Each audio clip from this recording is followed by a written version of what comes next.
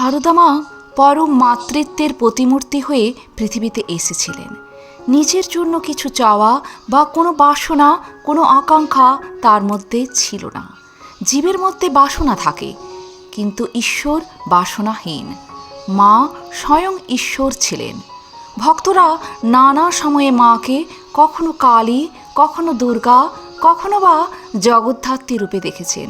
তার অলৌকিক সত্তা বারে বারে ভিন্ন ভিন্ন রূপে আত্মপ্রকাশ করেছে। ঠাকুর তাকে স্নেহ ভরে ডাকতেন জ্ঞানদায়িনী সারদা সরস্বতী।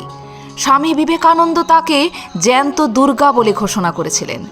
নিজের স্বরূপ আড়ালে রাখলেও ভক্তদের হৃদয়ের গভীর আকুতি ও ভক্তিতে তিনি কয়েকবার স্বয়ং দেবী রূপ প্রকাশ করতে বাধ্য হয়েছিলেন।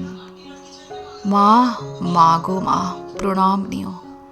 আজ এ পর্যন্তই। ভালো থাকবেন, সুস্থ থাকবেন। যদি ভিডিওটি ভালো লাগে একটা লাইক অবশ্যই করবেন। আর আপনি যদি নতুন এসে থাকেন আমার চ্যানেলটিকে সাবস্ক্রাইব করে বেল আইকনটি প্রেস করতে ভুলবেন না, সবার আগে বেলা 3টেই আমার ভিডিওটি আপনার কাছে পৌঁছে যাবার জন্য। ধন্যবাদ।